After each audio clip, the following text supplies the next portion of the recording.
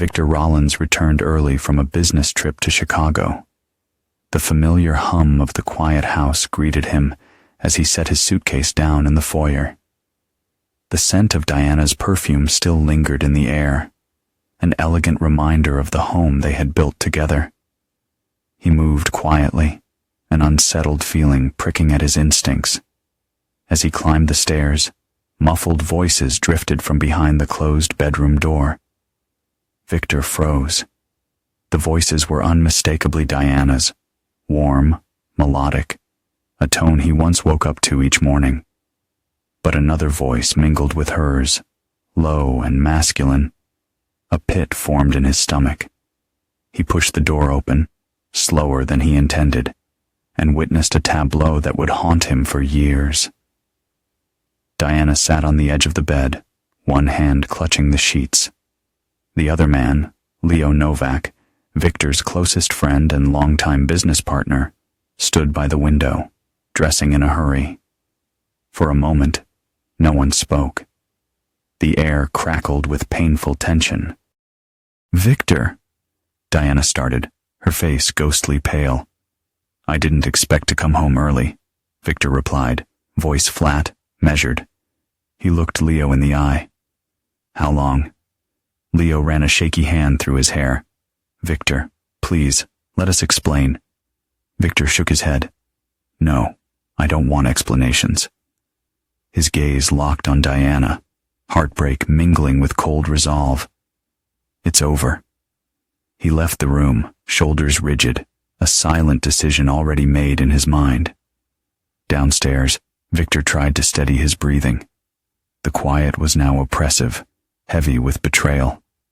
He paced, memories flooding his mind, laughing with Leo over bourbon, Diana smiling at him in the garden while the kids played. All of it tainted now, shattered beyond repair. He exited the house, digging his keys from his pocket, unaware that this moment would set off a chain of events changing all their lives forever. A successful merger completed 2 days ahead of schedule. He'd left Diana a voicemail that morning, but received no response. Not unusual, given her busy schedule running her art gallery. The house was quiet when he arrived, but Diana's car was in the driveway alongside another vehicle he didn't recognize, a sleek black Audi with custom rims. Victor felt the first prickling of unease as he silently entered through the side door. The sounds from upstairs left little to the imagination. Still, Victor climbed each step methodically, his mind already shifting from shock to cold, calculated resolve. The master bedroom door was partially open. Inside, Diana was on top of a man Victor immediately recognized, Leo Novak, his business partner of 15 years and best friend since college. Family photographs grinned mockingly from the dresser as Victor watched their betrayal unfold for precisely 30 seconds before clearing his throat. Diana's scream echoed through the house as she scrambled to cover herself. Leo jumped up, fumbling for his clothes. "Victor, Jesus, I can explain," Leo stammered. Victor remained unnaturally calm. "How long?" Diana was crying now. "Please, it's not what you think." 3 years, Leo blurted, as if honesty might somehow save him. "It just happened, and then we couldn't stop. I never meant to hurt you, friend." Victor nodded slowly, his expression unchanged. "I see." The divorce proceedings that followed were swift but vicious. Diana hired Terrence Mills, the most aggressive divorce attorney in the state. They accused Victor of emotional neglect, workaholic tendencies, and hiding assets. Leo testified against him, claiming Victor had been squeezing him out of their shared business ventures. Their mutual friends largely sided with Diana and Leo, who painted Victor as cold and calculating. Worst of all, his children, Lily, then 16, and Mason, 14, became pawns in Diana's schemes. She filled their heads with half-truths and outright lies. Victor lost more than his marriage that year. The custody battle left him with only alternate weekends with his children. The business partnership dissolved messily, with Leo walking away with several key clients. Even Victor's reputation suffered as rumors spread throughout their social circle. While Diana claimed half his assets and moved in with Leo, Victor retreated to rebuild. He sold their family home, purchased a modern apartment downtown, and methodically began creating a new company from scratch. On the surface, he appeared to accept his losses with dignity. Few people noticed the change in Victor's eyes, how they never quite warmed when he smiled, how they tracked Diana and Leo whenever their paths crossed at community events. Even fewer knew about the detailed journals he kept, documenting every slight, every lie, every betrayal. Not just from Diana and Leo, but from everyone who had abandoned him. Patience is the truest form of power, Victor reminded himself each night as he added to his records. And revenge is a dish best served at the perfect moment. 3 years after the divorce, Diana and Leo's relationship imploded spectacularly. Leo moved on quickly, marrying a younger woman 6 months later. Diana, now approaching 40, found comfort in the arms of Bobby Kessler, a charismatic real estate developer with a questionable reputation and business practices almost as ruthless as Victor's. Throughout it all, Victor watched. He waited. He built his new company, Paragon Innovations, into an even more successful enterprise than before. He maintained cordial relationships with his now adult children, though they remained distant, especially Mason, who had fully embraced his stepfather's influence. Then came Lily's engagement to Trent Montgomery, from a well-respected family that moved in the same social circles. Victor recognized the opportunity immediately. The perfect stage was being set. The wedding reception was in full swing, the band playing a slow, jazzy number as couples swayed on the dance floor. Victor checked his watch again. 11:40 p.m. Almost time. Diana had been watching him all evening, whispering with Bobby and Leo between forced smiles and polite conversation with other guests. Victor could practically feel the tension building. After the last dance, as guests began saying their goodbyes, Diana finally made her move. With Bobby and Leo flanking her, she approached Victor in a relatively quiet corner near the terrace doors. "We need to talk," she said, her voice tight. Victor smiled pleasantly. "Diana, lovely to see you too. Bobby? Leo?" Bobby Kessler, tall and tan with artificially white teeth, stood protectively close to Diana. Leo hung back slightly, unable to meet Victor's gaze directly. "Cut the act, Victor," Diana hissed. "We know what you've been doing." Victor raised an eyebrow. "And what exactly have I been doing?" "It's time you answer for what you did to our family," Diana continued, her voice rising slightly. "We have proof of everything, the offshore accounts, the shell companies, how you've been manipulating Mason against Bobby." Several nearby guests turned to look, prompting Diana to lower her voice. "You've been poisoning our son's mind, turning him against his stepfather," she continued. "And now we've discovered you're the anonymous buyer trying to sabotage Bobby's Riverside development project." Victor checked his watch again. 11:48 p.m. "Interesting theory," he replied calmly. "Though I'm curious why you choose our daughter's wedding reception for this confrontation." "Because you've left us no choice," Leo interjected, finding his courage. "You've been systematically trying to destroy everything we've built since the divorce." Victor's smile never reached his eyes. "That's quite an accusation from the man who spent 3 years with my wife." Bobby stepped forward menacingly. "Listen here, you smug pretender. We've got evidence that you've been—" Suddenly, the lights throughout the ballroom cut out, plunging the reception into darkness. Security lights kicked in seconds later, casting an eerie blue glow across the room. A scream pierced the air. Lily's voice from across the room. "Dad! Help!" Victor moved quickly toward his daughter's voice. Diana and the others followed. They found Lily standing near the gift table, pointing at an open laptop that hadn't been there before. As guests gathered around, the screen flickered to life, displaying a video. Diana gasped as her own face appeared on the screen, sitting in what appeared to be a hotel room with Bobby. "How much longer do we have to wait?" Diana's recorded voice asked. "Just until after the wedding," Bobby replied. "Once Trent's family finalizes the investment in our project, we can move forward with the plan. Victor won't know what hit him until it's too late."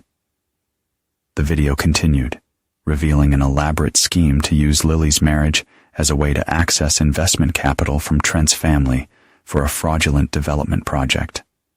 More damning still were the references to previous cons Bobby had orchestrated, with Diana's full knowledge and participation. Diana lunged for the laptop. "Turn it off! This is doctored footage."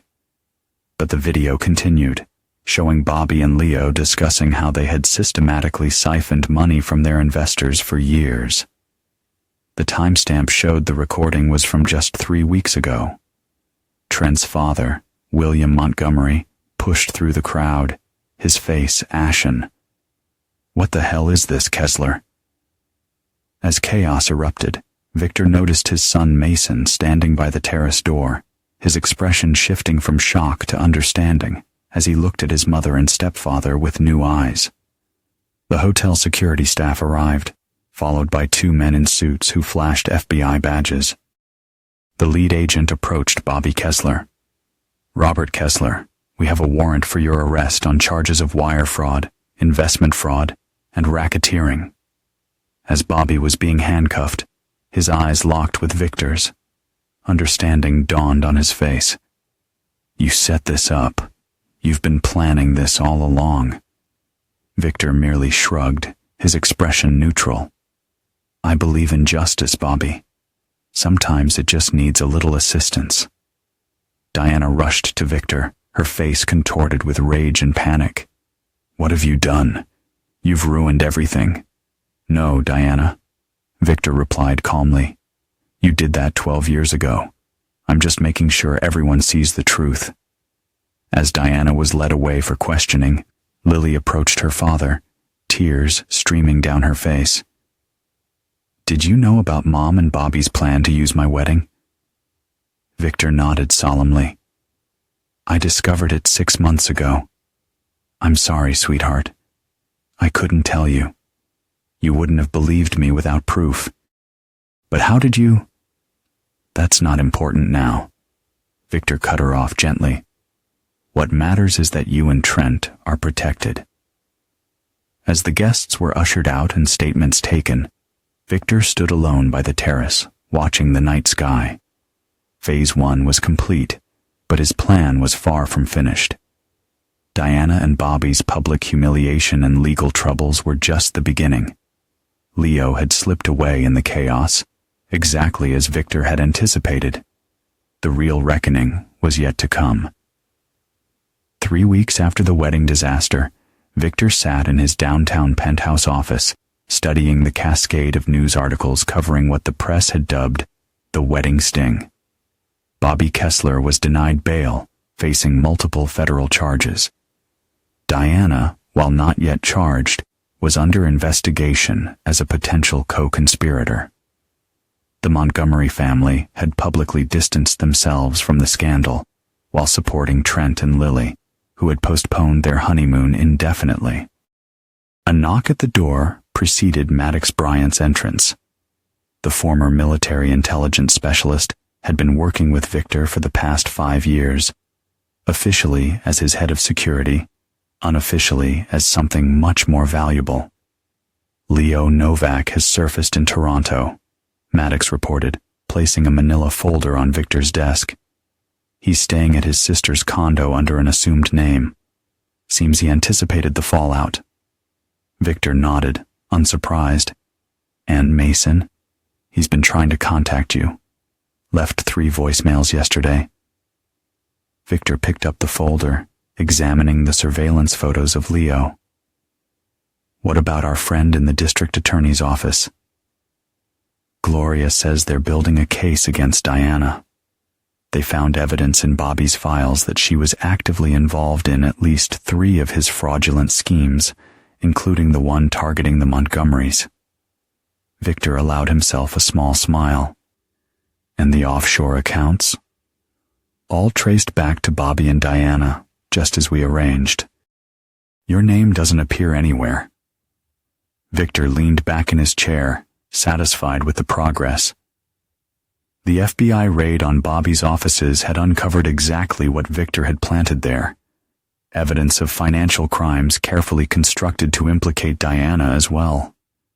The video played at the wedding had been just the tip of the iceberg. What about Lily? Victor asked, his expression softening slightly. She's staying with friends in Vermont.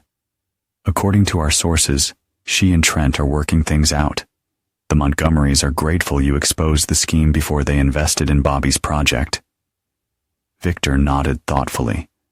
Lily had been an unfortunate casualty in his plan, though he'd taken steps to minimize the damage to her. She would recover, especially with the Montgomery family support. It's time for Phase 2, Victor announced, standing to look out over the city skyline. Contact our friend at Immigration and Customs. Let's make sure Leo's stay in Canada becomes problematic. Later that evening, Victor finally returned Mason's calls. His son answered on the first ring. Dad? Mason's voice was strained. I've been trying to reach you for days. I've been busy, Victor replied evenly. Legal matters related to the wedding incident. Is it true? Everything they're saying about Mom and Bobby? Victor heard the pain in his son's voice. Mason had been 16 when Diana remarried, old enough to be influenced by Bobby's manipulative charm. For years, Bobby had positioned himself as a mentor to Mason, undermining Victor's relationship with his son. I don't take pleasure in saying this, Mason, but yes, the evidence is substantial. A long silence followed. I trusted him, Mason finally said, his voice cracking. All these years I thought. I believed what they told me about you. People show their true colors eventually, Victor said, careful to sound sympathetic rather than vindicated. Bobby was very good at presenting the image he wanted others to see. Can we meet, please? There's so much I need to understand. Victor hesitated, remembering the years of rejection, the birthdays and holidays Mason had chosen to spend with Diana and Bobby rather than him, the times Mason had openly sided with them during the divorce and its aftermath. Tomorrow, Victor decided. Come to my office at noon. After hanging up, Victor opened his personal safe and removed a leather-bound journal, one of many chronicling the betrayals he'd endured. He flipped to a page marked Mason and reviewed the detailed entries of each slight and each hurtful comment, each time his son had chosen Diana's side over his. Victor ran his finger down the page, his expression hardening. Mason would have his own part to play in what was coming, not as an ally, but as another piece in Victor's grand design of retribution. The meeting with Mason was exactly what Victor had anticipated, emotional, filled with apologies and regrets. His son, now 26, looked haggard and confused, his worldview shattered by the revelations about his mother and stepfather. I should have seen it, Mason lamented, pacing Victor's office. All those late-night meetings, the mysterious phone calls, the way they'd stop talking when I entered a room. Victor observed his son carefully, noting the genuine distress. Bobby was skilled at deception. He fooled many people.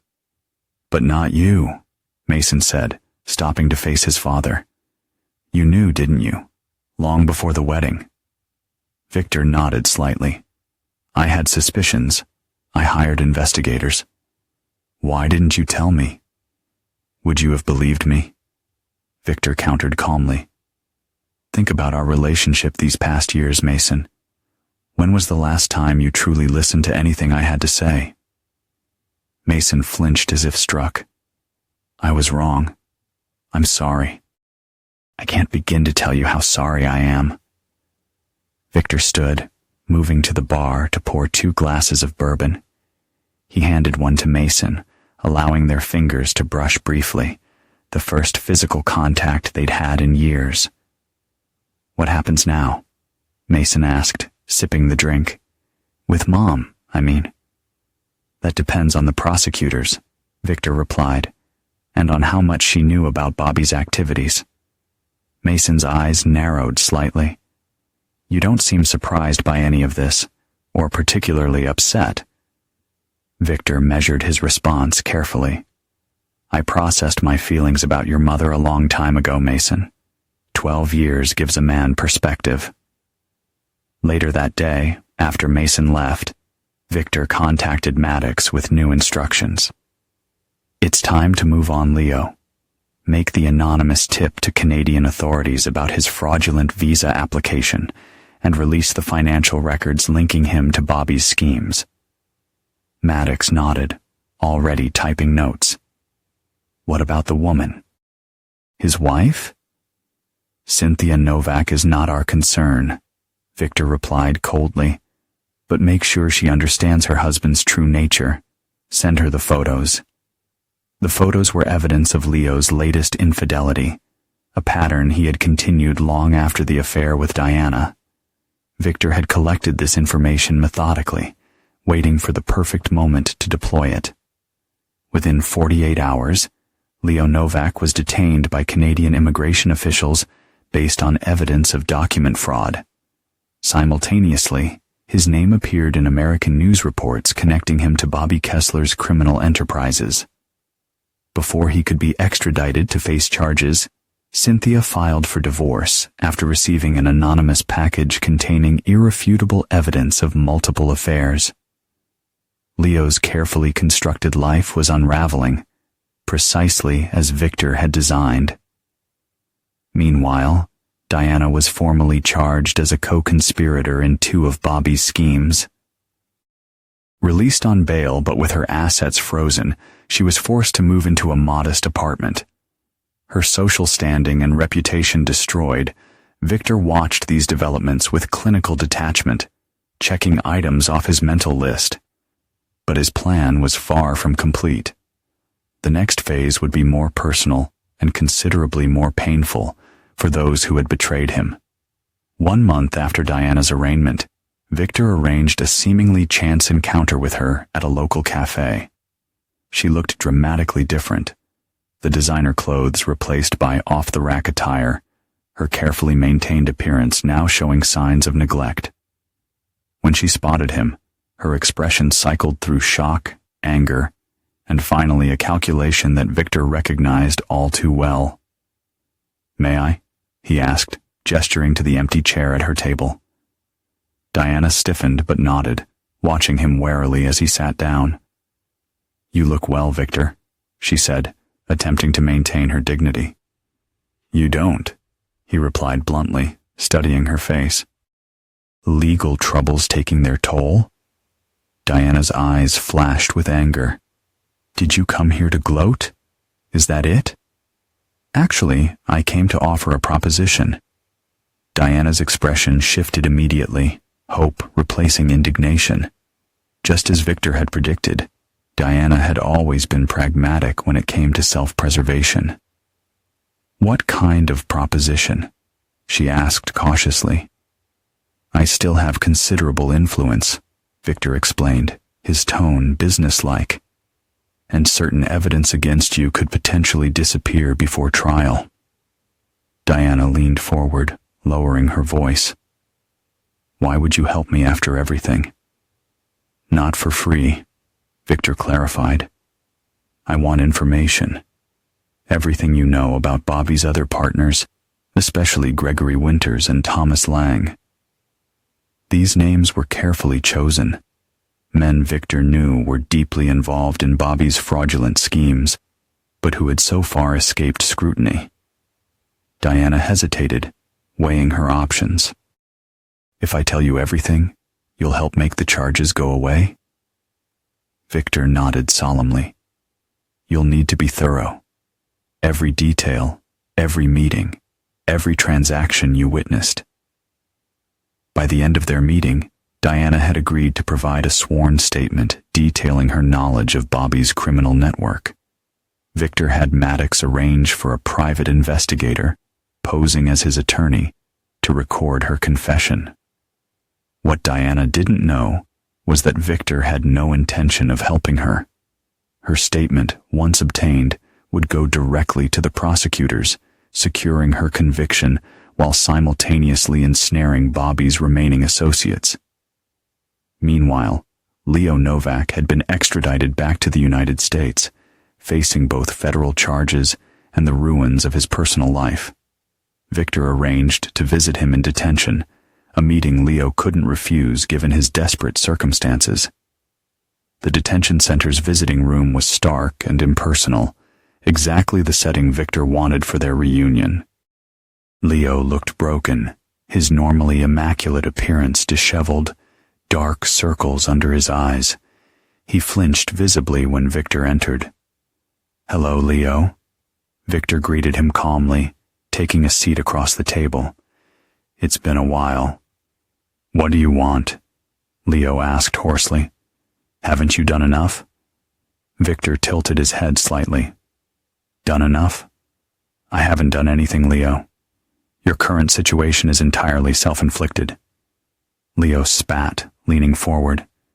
"This has you written all over it. The timing, the evidence suddenly appearing. You engineered all of it." Victor allowed himself a small smile. "That's quite a conspiracy theory. Perhaps prison is making you paranoid." "Why are you here, Victor? To gloat?" "No. I'm here to offer you a chance. Likely your only chance to avoid spending the next 20 years in federal prison." Leo's eyes narrowed with suspicion. "What kind of chance?" "Cooperation," Victor replied simply.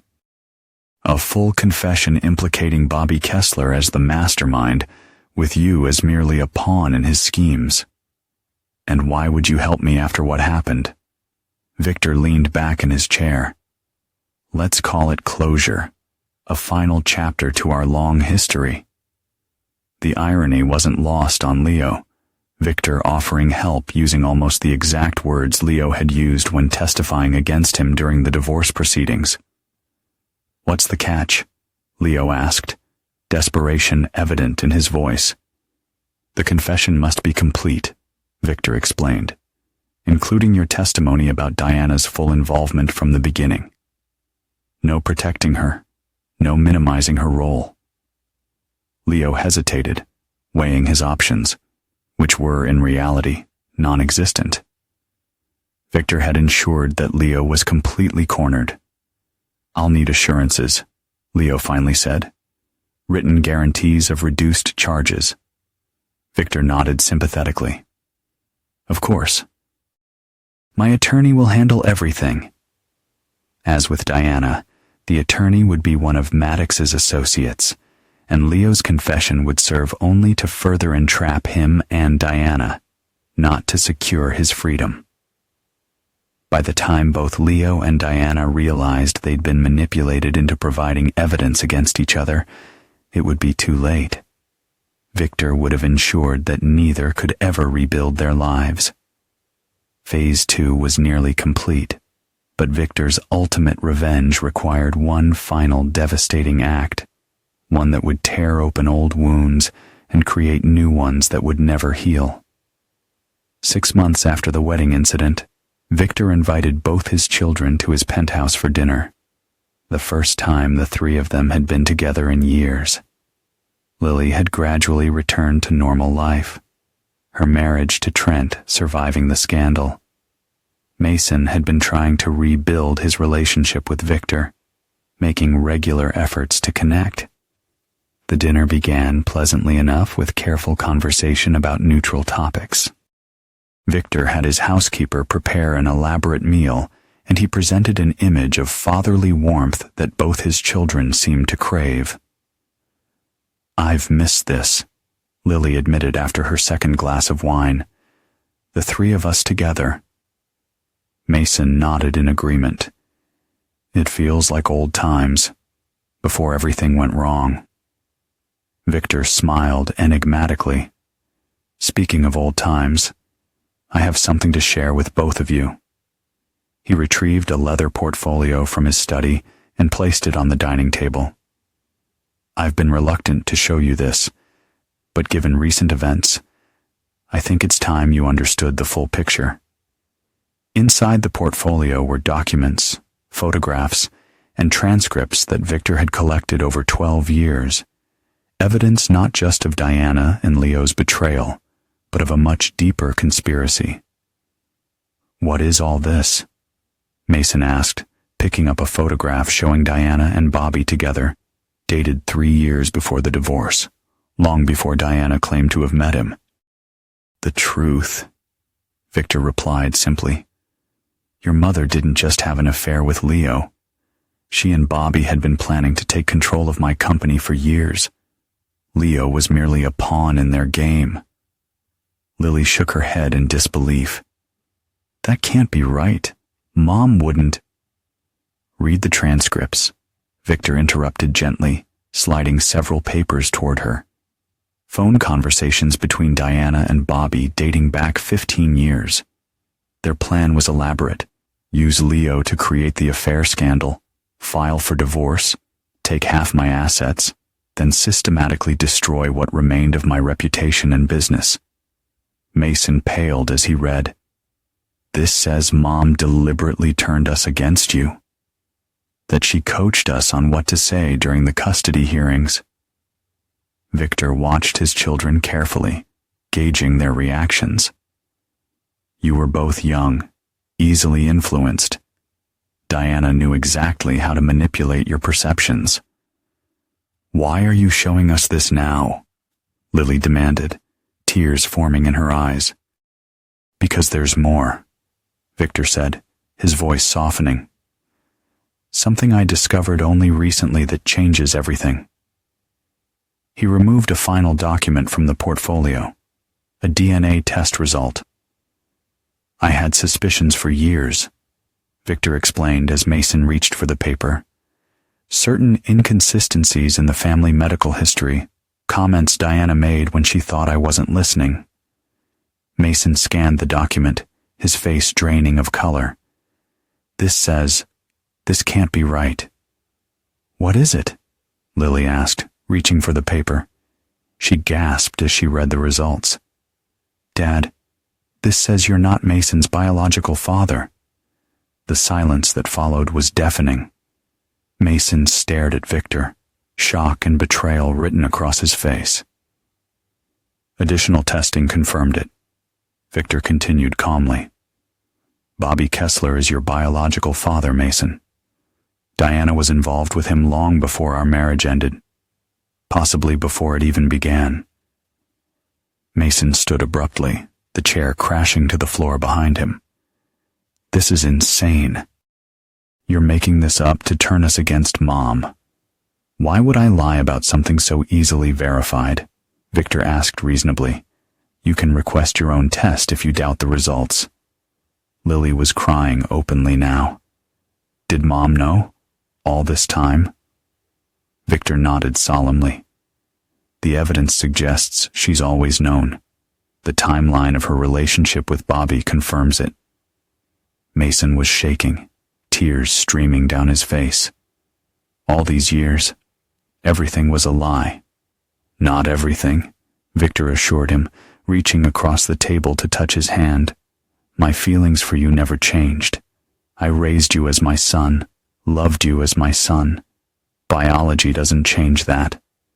It was a calculated statement, the perfect mixture of seeming compassion and devastating revelation. Victor watched as Mason struggled to process the information, his entire identity thrown into question. "I need air," Mason declared suddenly, heading for the terrace.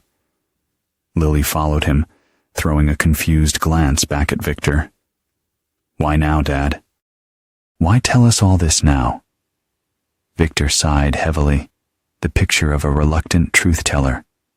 "Because you both deserve to know before Diana's trial begins next month.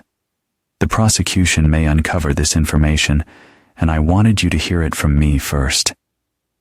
As his children huddled together on the terrace, Victor cleared the dinner dishes with methodical precision.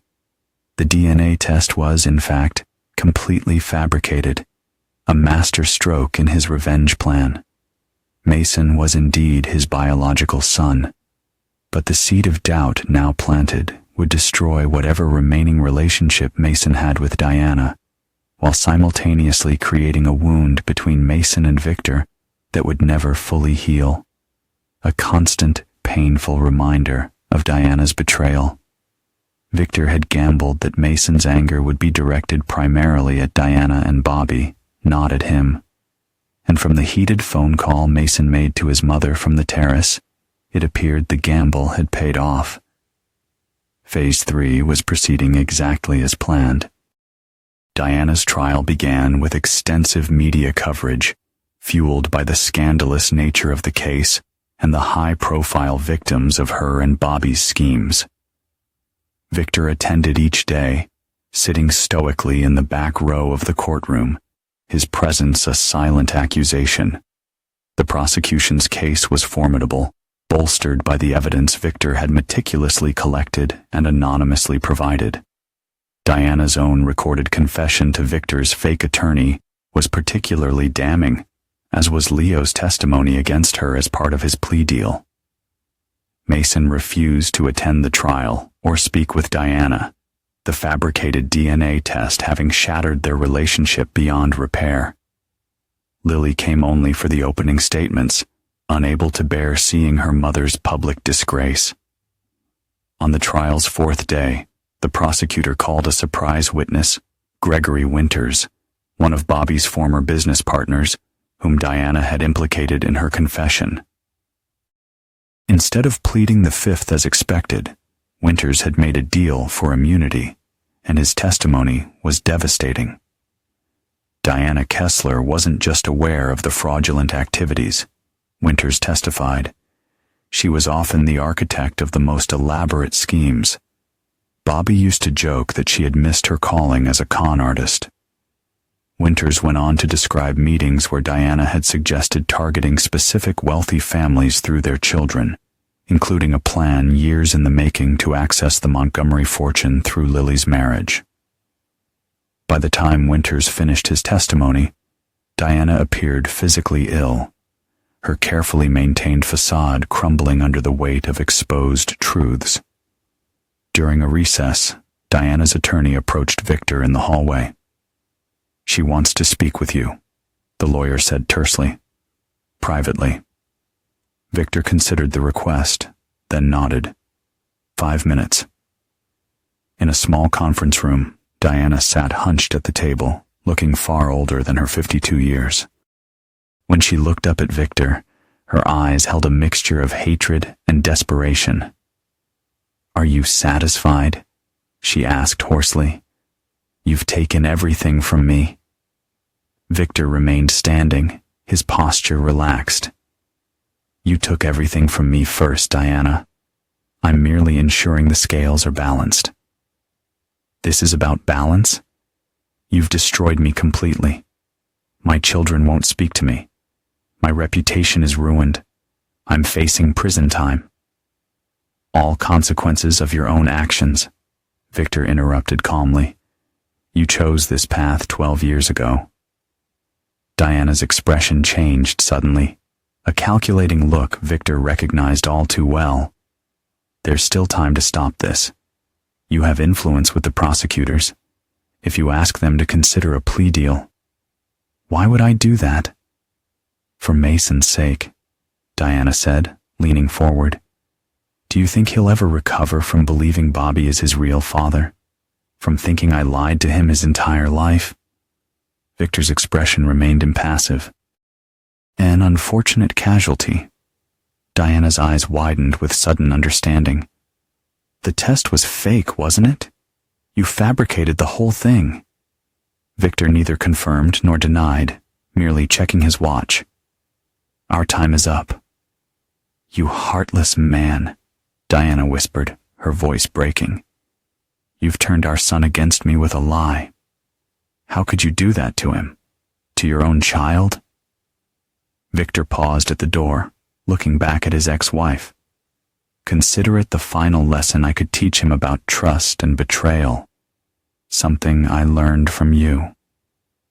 As Victor walked away, Diana called after him. This isn't over, Victor. The truth always comes out eventually. But they both knew it was indeed over.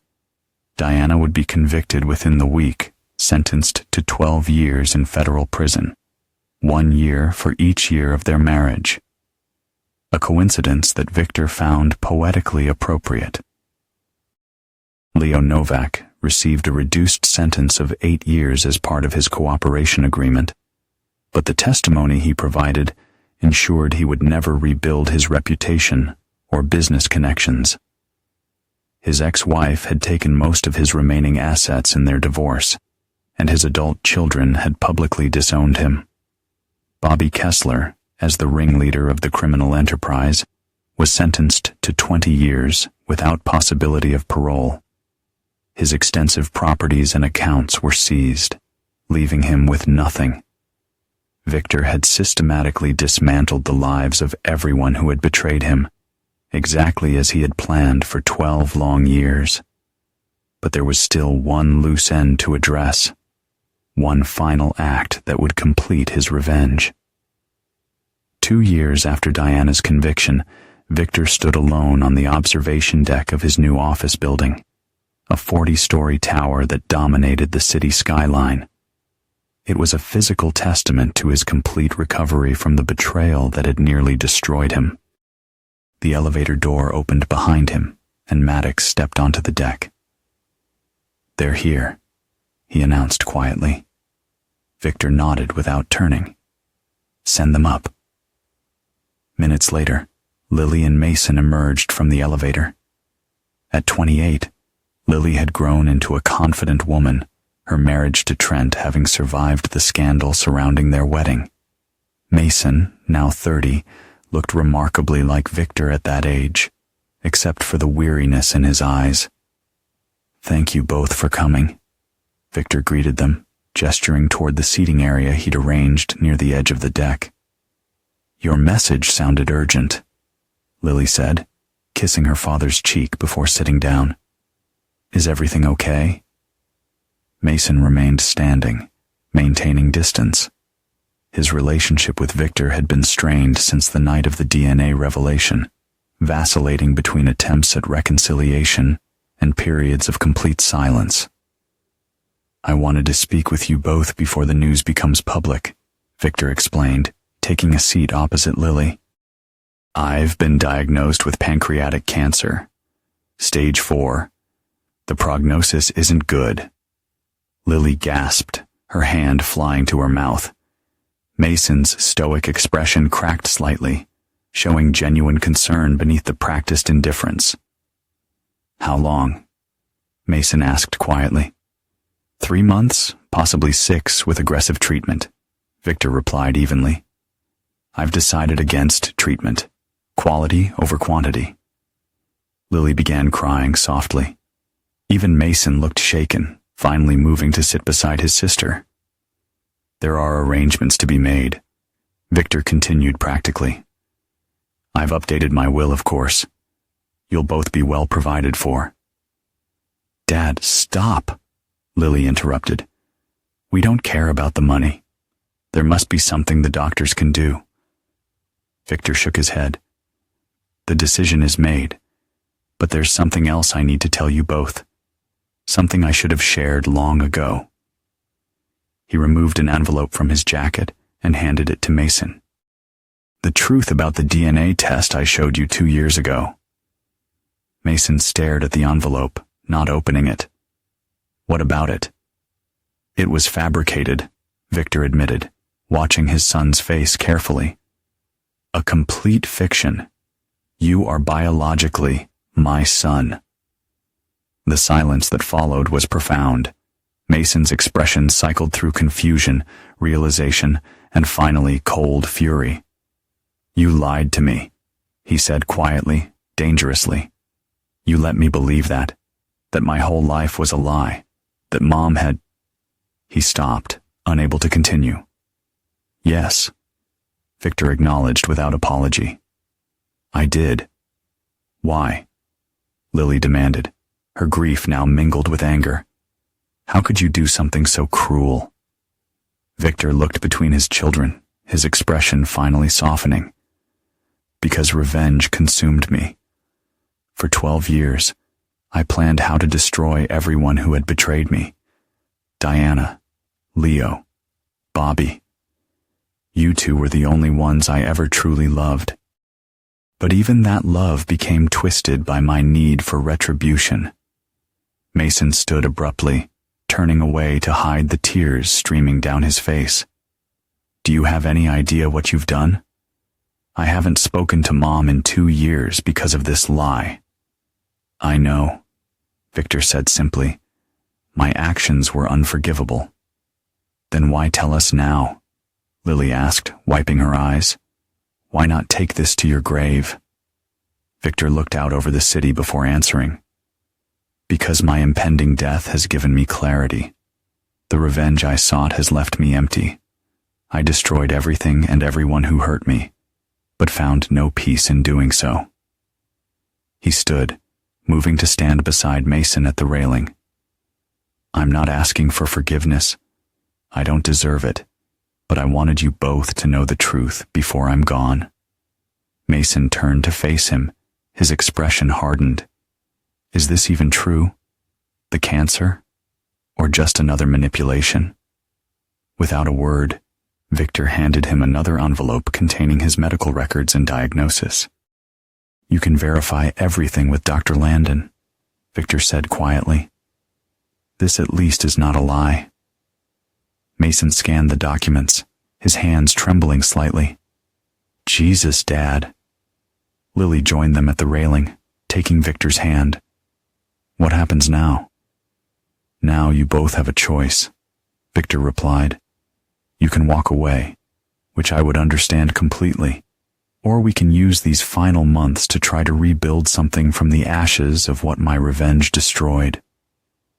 Mason turned to face his father directly. Did you ever consider that your revenge might cost you us? That we'd never forgive you once we learned the truth? Victor nodded slowly. I considered it and decided it was a price I was willing to pay. And now? Mason pressed. Now I realize it was too high a price, Victor admitted, but we rarely see clearly until it's too late. The three stood in silence, looking out over the city as the sun began to set. Eventually, Lily spoke. I'll come see you tomorrow. We can talk about treatment options, second opinions. Victor squeezed her hand gratefully, then looked to Mason, who remained silent for a long moment. I need time, Mason finally said, but I'll call you next week. It wasn't forgiveness. Perhaps forgiveness would never come, but it was something, a possibility, however slight. After his children left, Victor remained on the observation deck as darkness fell, city lights blinking on below him. Maddox appeared silently at his side. Was it worth it? Maddox asked quietly. All of it? Victor considered the question carefully, thinking of Diana in her prison cell, Leo and Bobby similarly confined, their reputations and lives destroyed. He thought of the moment when he'd finally revealed his role in their downfall, the look of comprehension and horror on their faces. He thought, too, of the damaged relationships with his children that might never be fully repaired, even in his final months. No, Victor finally answered, his voice barely audible above the wind. But it's done now. All of it. Maddox nodded, respecting the finality in Victor's tone. The arrangements for your treatment in Switzerland are confirmed. New identity, documents, accounts, everything's ready. Once the funeral is over, you can disappear completely. Victor smiled faintly. There was no cancer diagnosis, of course. The terminal illness was his final deception, a way to give his children closure while allowing him to vanish from their lives. They would mourn him, perhaps even forgive him in time, never knowing he was living comfortably in a villa overlooking Lake Geneva. It wasn't a perfect ending, but for a man who had dedicated 12 years to methodical revenge, it was fitting. Victor Rollins would die, leaving his children to heal and move forward without the shadow of his vengeance, and he would watch from afar, alone but victorious, the ultimate architect of his own elaborate punishment and reward. Make the travel arrangements, Victor instructed Maddox. It's time for Victor Rollins to die. As Maddox left, Victor turned for one last look at the city he had conquered twice. The wind was cool on his face, and for a fleeting moment, he allowed himself to feel a bittersweet sense of peace. First through honest ambition, then through calculated retribution. He felt no regret for what he'd done to Diana, Leo, or Bobby. They had earned their fate through betrayal. His only regret was the collateral damage to his children, innocent victims in his war of revenge. Perhaps that was his true punishment, winning every battle, but ultimately losing what mattered most. But Victor Rollins had never been a man to dwell on regrets. He had a new life waiting, a new identity to assume. The past was finally, truly behind him. Revenge, in the end, had consumed everything, including himself. Victor turned away from the city skyline, stepping into the elevator that would carry him toward his new beginning. Alone, but free of the shadows that had once shaped his every move, he vanished into the night, leaving behind only the ashes of ambition, love, and vengeance.